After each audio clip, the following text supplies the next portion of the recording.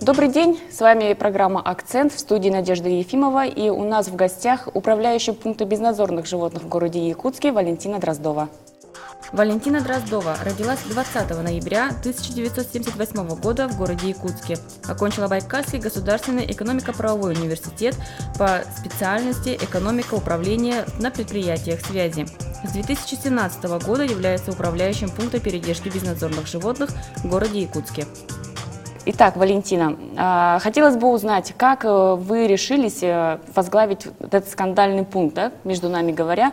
Мы знаем, что с ним было связано очень много различных вопросов, и общественники, и зоозащитники выступали с какими-то претензиями. И как у вас сейчас складываются отношения с бывшим директором? Пункт передержки я посещаю уже давно. В течение года я была волонтером, защитником. Очень хорошие отношения лично у нашей команды были и с руководством пункта передержки, и с работниками. Приезжали мы где-то, наверное, раз в неделю, помогали кормить животных. Ну, какая-то другая помощь оказывалась, в чем нуждались животные именно так. Возглавить пункт передержки я, конечно, не планировала. Ну вот с учетом тех событий, которые произошли в конце года, когда встал вопрос о том, что пункт передержки ищет нового директора, и Надежда Андреева, вроде бы, по моей информации, должна была возглавить этот пункт, когда оказалось, что она не может, тогда, да, пришло понимание, что надо. Что надо, да? А скажите, что-нибудь изменилось в системе работы с вашим появлением? Ну, мы также работаем с населением, мы также работаем с управами, как и раньше работал пункт передержки. Животные сейчас отлавливаются только с помощью петли и сетки. А раньше было иначе? Раньше использовали релаксанты, не всегда эффективные, к сожалению, потому что время нужно для его действия, животное в это время убегает. Конечно, отлов сейчас на самом деле усложнился очень, потому что животные не очень контактные, конечно, они радостно не бегут для того, к нашим ловцам, да, в сетку. Сложностей много, особенно сейчас весной, когда такой большой самовыгул, я именно так это назову, потому что все безнадзорные животные, которые есть в нашем городе, это хозяйские собаки. Это печальный очень факт, но тем не менее. То есть вы имеете в виду хозяйские собаки, те, которые остались, уже стали не нужны, да, своим хозяевам? Даже не то, что не нужны. Вы знаете, очень многие хозяева просто выпускают своих животных погулять. На самом деле. Потом они гуляют, приходят. Да, естественно, по заявкам обязательно. Потому что чаще всего такие животные собираются у детских садов, у школ. То есть это небезопасно на самом деле. Истинные бездомные животные, они не кусаются на самом деле. Они привыкли жить с тем, что рядом постоянно существует человек. А кусаются как раз-таки именно хозяйские домашние животные. Они привыкли защищать территорию. И когда выходят на улицу, они ее тоже воспринимают как свою собственную территорию и защищают. А хозяева, они потом появляются в вашем пункте передержки, чтобы забрать своих животных? Да, такие случаи у нас есть, когда хозяева приезжают, находят своих животных, но чаще всего приходят новые соискатели. Честно говоря, в наш пункт не попало еще, за все время моей работы в наш пункт попало всего несколько животных, которые были с клеймом, не попало ни одного чипированного животного.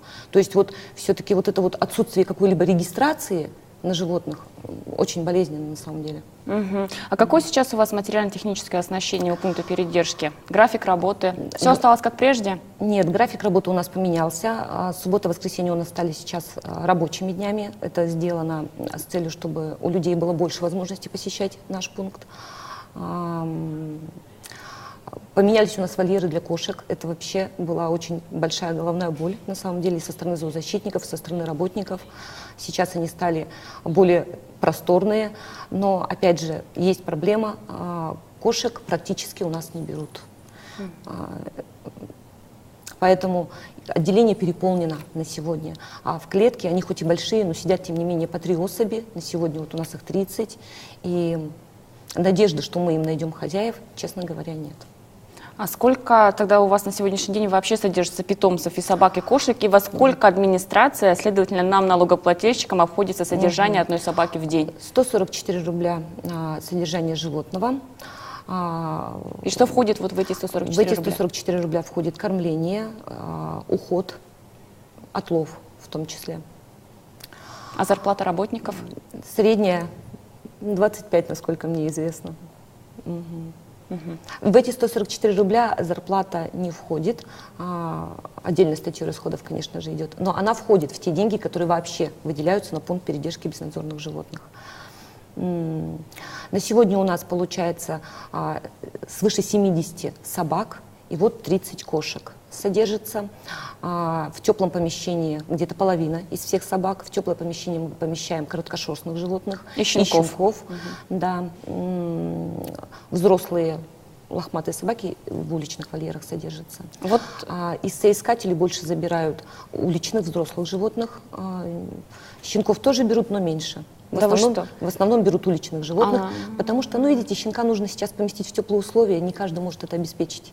Чуть позже я надеюсь, что щенки прямо будут тоже, когда вот их уже можно будет наоборот, содержать. люди думают, что щенков разбирают быстрее, чем взрослых собак. Нет. Я бы сказала, что скорее уличных разбирают быстрее. Это вот, наверное, в дачные участки, да, для охраны? Скорее всего. Что меня сейчас радует, у нас обязательное чипирование животных, обязательная привязка животного к хозяину. А как это происходит? Соискатель предоставляет документы, паспорт, мы в журнале регистрации регистрируем, собака чипируется, выдается свидетельство, в котором вклеен чип. И если вдруг животное по какой-то причине потеряется и попадет к нам, мы сможем найти владельца. А сейчас вот Айсен Сергеевич, я помню, высказывался о том, что вместе с зоозащитниками и волонтерами обсуждается возможность отлова, стерилизации, вакцинации, возврат. Такая вот система, да? Вот как вы считаете, такой путь, он необходим и, главное, он вообще обоснован и имеет ли смысл? На самом деле, конечно, это очень гуманная практика, да, поведения человека с животными. Но, видите, опять же, у нас регион особенный. Наши холода, наши зимы, кормовая база. Представить себе на секунду, что животное отловлено, стерилизовано, ну, ему дано время для того, чтобы отросла шерсть на месте стерилизации. И потом выпуск вот в наши холода, в нашу зиму с нашей минимальной кормовой базой. И опять же надо учитывать все-таки настроение и принятие этого момента населением. То есть насколько это безопасно для животных, насколько это гуманно и гуманно ли вообще. То есть этот вопрос очень важный, ответить на него однозначно сложно на самом деле на сегодня. Я думаю, что стерилизацию действительно нужно продвигать, но стерилизацию не бездомных животных, оказавшихся без попечения хозяина, а стерилизацию домашних животных. Вот здесь вот уже со стороны государства хорошо было бы оказать помощь населению, которое и хотело бы стерилизовать, но не может. Потому что если стерилизация кошки стоит 1000 рублей, и это можно себе позволить, то стерилизация собаки большой от 3 до 5. То есть это уже существенная сумма, не каждый семейный бюджет готов ее выделить. То есть вы считаете, что администрация муниципального района, допустим, того же города Якутска или какого-нибудь там Верхневилючского улуса, она должна выделять какие-то средства на это сама? Сложно, или 50 конечно, на 50, да? Сложно, конечно, решать этот вопрос. Надо, вообще, на самом деле, это был бы правильный подход, если бы хоть какая-то часть средств ежегодно выделялась, может быть, хотя бы для социально незащищенных групп населения. А что вы думаете об эвтаназии? Немало говорилось о том, что у вас в пункте передержки собак, даже здоровых, умерщвляют, если через 10 дней хозяин за ней как бы не явился, и новый соискатель не нашелся. За период своей работы, сразу скажу, животные у нас содержатся более 10 дней, и подвергаются эвтаназии только 2 категории животных. Это животные агрессивные и животные, которые болеют, сильно болеют, для облегчения даже, ну, скажем так, страданий. А вы мне, кстати, рассказывали то, что у вас и кошки умирают, да, из-за болезней сами. Да, такое у нас тоже есть, потому что животные к нам поступают не из квартирных условий, во-первых, они поступают из подъездов, они там неделями сидят. Бывает, что люди на самом деле сейчас озлоблены на животных, потому что одни очень легко решают проблему, просто взяв и выкинув приплод или ненужное животное, а другие ежедневно сталкиваются с тем, что заходят в подъезд и вынуждены сталкиваться с запахом. Ну, представляете, что такое животное, живущее в подъезде. И есть такие случаи, когда животное неделю сидит в подъезде, и его некому покормить и элементарно налить воды. Поэтому животные поступают в самых разных состояниях к нам. Ну, зачастую больные, получается, зачастую, уже. Да, это ослабленные, обезвоженные. Плюс, конечно, нельзя отрицать того, что у нас тоже присутствует скученность. Не могу не спросить вас про угрозы корреспондента Марины Ахмедовой из Москвы, да, которая говорила, что приедет в Якутск разбираться с пунктом передержки, с тем, что тут кровавое месиво, убивают животных и устроить скандал она обещала, и даже нашего главу города Айсена Сергеевича с поста как бы снять. Как вы можете прокомментировать это? Честно говоря, я бы вообще, наверное, не хотела комментировать это, потому что считаю это, Вы считаете, что она не приедет? Ну, конечно, я считаю, что она не приедет, это во-первых. Потом, странная женщина, на мой взгляд. Так не решаются вопросы. Но она выступает как зоозащитник. Какими-то угрозами, какими-то... Надо конструктивно действовать, чтобы все-таки была какая-то реальная помощь животным. Не просто пытаться воздействовать там на людей, а работать в первую очередь законодательством, на самом деле, которое на сегодняшний день ничего у нас не регулирует. Так, подождите, вот сейчас давайте поподробнее. У нас сейчас идет на рассмотрение в Госдуме очередного законопроекта об ответственном обращении с животными, да, который был еще внесен в 2011 году, но так его и не доработали из-за множества споров. Вот вы в курсе, какие там есть основные пункты, и на ваш взгляд, как и директора пункта, да, как и зоозащитника, что вы считаете важным, что необходимо внести в этот законопроект? Ну, на самом деле, вот на последнем совете по проблеме безнадзорных животных мы собирались с зоозащитниками, представителями администрации. Мы обсуждали этот законопроект новый. Коллегиально все-таки было принято решение о том, что он очень сырой, очень многие моменты он не регулирует. В частности, непонятно, почему ту же чипизацию на добровольном согласии. Причем за это должен платить сам хозяин? Да. Хотелось бы все-таки, чтобы чипизацию сделали обязательной, просто обязательной. То есть, грубо говоря, завел себе собаку-кошку, иди, пожалуйста, зарегистрируйся. То есть, и, наверное, на первоначальном этапе сейчас сложная обстановка с животными безнадзорными вообще по всей России. И, наверное, на первоначальном этапе, конечно, на это нужно изыскивать средства, чтобы хотя бы даже так людей стимулировать. Опять же, мы все упираемся в финансы, получается, да? Ну, а кроме чипирования, как вы считаете, что еще вот необходимо? Ну, довольно все-таки это утопия, да, о том, что каждая собака или кошка должна быть чипирована. Видите, тоже есть проблема по финансированию. Ну, вот вы знаете, когда-то такая же утопия была и у зарубежных стран, у которых сейчас очень хороший опыт, да, учета животных. А сейчас животное у них не просто захотел — взял, захотел — выкинул. Оно нелегко доступно.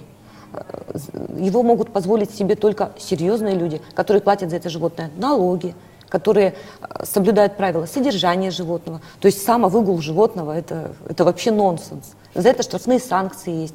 Вот нам стоит следовать их примеру, конечно, да? На самом деле, да, нужно было бы пользоваться. Хорошо, и давайте обсудим последний вопрос. Вот сейчас то же самое в законопроекте обсуждается ответственность, да, вот хозяев, получается, да, и вообще любых других людей за жестокое обращение. То есть, возможно, возбуждать будут административные дела со штрафными санкциями и так далее. И здесь исполнителями вот этого закона, которые должны фиксировать эти нарушения прав животных, также решили дать зоозащитникам. Как вы считаете, это правильное решение?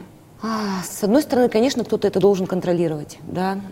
С другой стороны, с учетом того, что зоозащита у нас сейчас такая вся разрозненная, поделенная на группы, и есть очень люди негативно вообще относящиеся ко многим моментам, да, ну вот в частности вот Ахмедову, да, вот опять вспомним, она тоже себя считает зоозащитником, поэтому здесь сложно сказать. Если, конечно, у нас будут контролеры вот из такого разряда, я не представляю, что это будет. То есть, а если это будут официально зарегистрированные зоозащитные организации, которые тоже несут ответственность, то почему нет?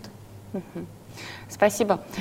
А с вами в студии была Надежда Ефимова. У нас сегодня в гостях была управляющая пункта передержки безнадзорных животных Валентина Дроздова. И мы обсудили самую, пожалуй, одну из больных тем в нашем городе, да и в других муниципальных районах, проблему безнадзорных животных. Дорогие жители города Якутска и жители Якутии, вы каждый ответственен за свою собаку. Только вы и больше никто. Всего доброго.